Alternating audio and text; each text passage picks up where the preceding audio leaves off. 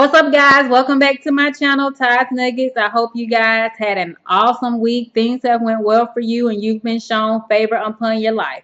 So today I'm back with another video talking about managing conflict in relationships. So unfortunately, be all roses and unicorns. We're skipping and hopping through the grass, holding hands.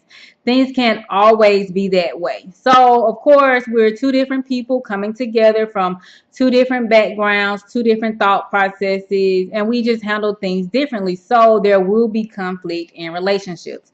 So I'll kind of start off with talking about me, how I've handled conflict in the past, which probably wasn't that good.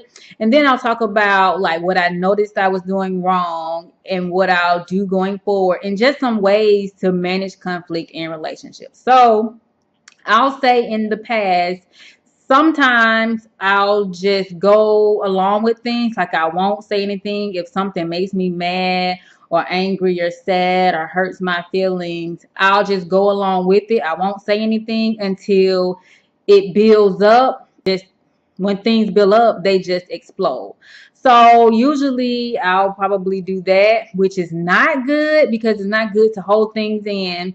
It's not good to explode vulnerable.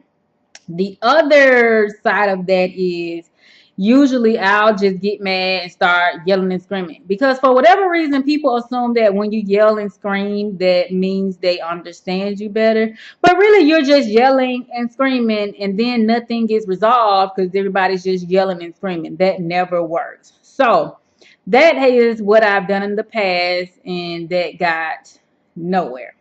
So one thing I am learning and I have learned is to one, identify what the conflict is. So is this a legitimate issue or is it something I'm just making up?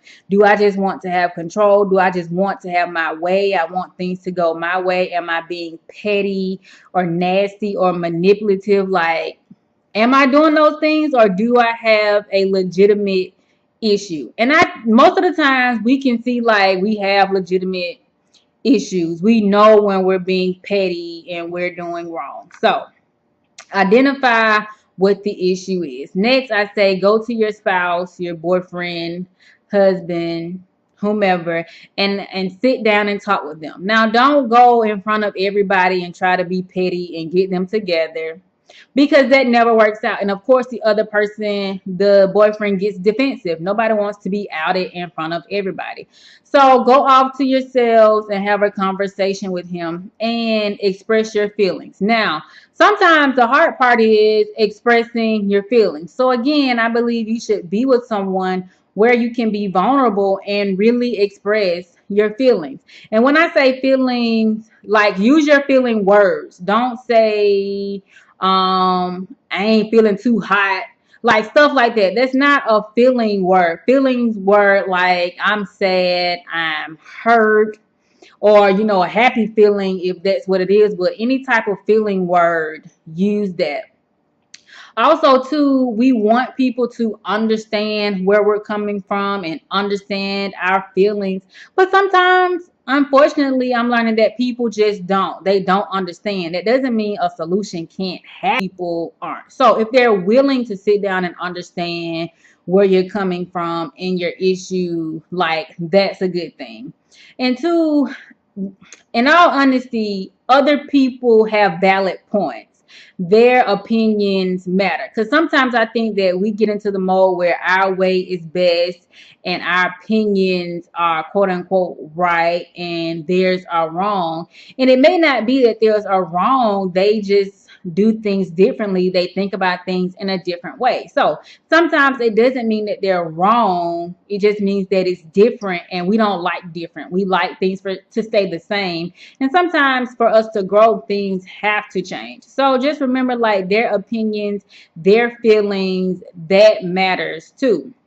And at the end of all that, for me, there has to be a solution. Now, we may not agree, but can we come to a solution?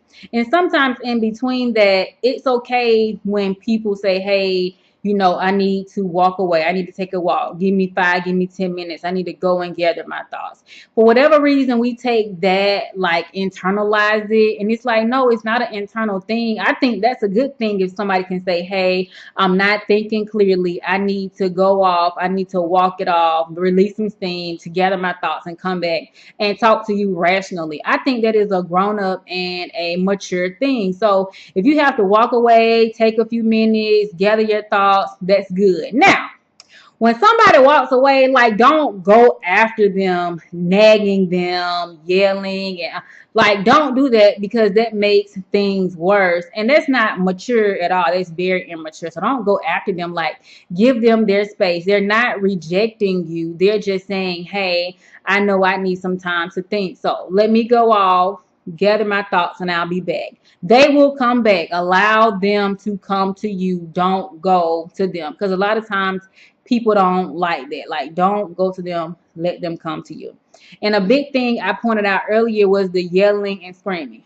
I don't know where that comes from, where we think that people understand us better when we're yelling and screaming. But that's not true. Like, nobody wants to hear you yelling and screaming, nagging, complaining. Like, nobody wants to hear that.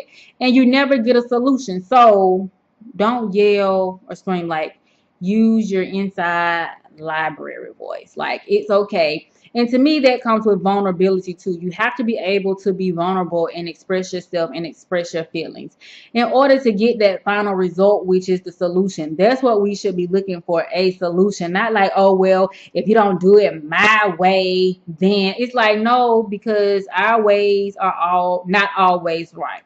And again, other people's ways are right too. Like, you have to give them that opportunity. Now, when you give that opportunity and it could be wrong, then be like, oh, well, I told you.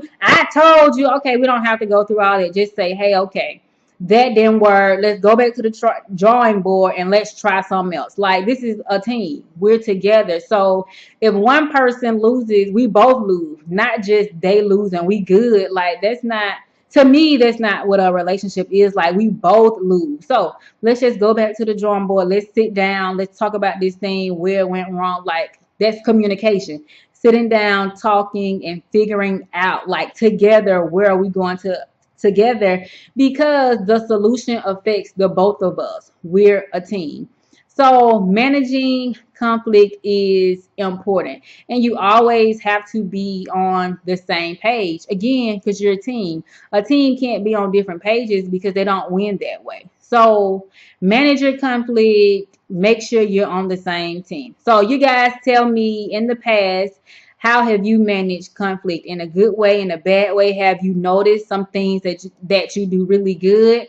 Or have you noticed some things that you do really bad and that you want to change and switch up? So comment below and tell me what you guys think. And next week, I'll be back with another video, and try not to be dysfunctional this week. And if you are, pick yourself up and keep going, because there's a lot of life to live. And remember to comment below, as I said, like, subscribe, share my channel with everybody you know. And I'll see you guys next week. Bye.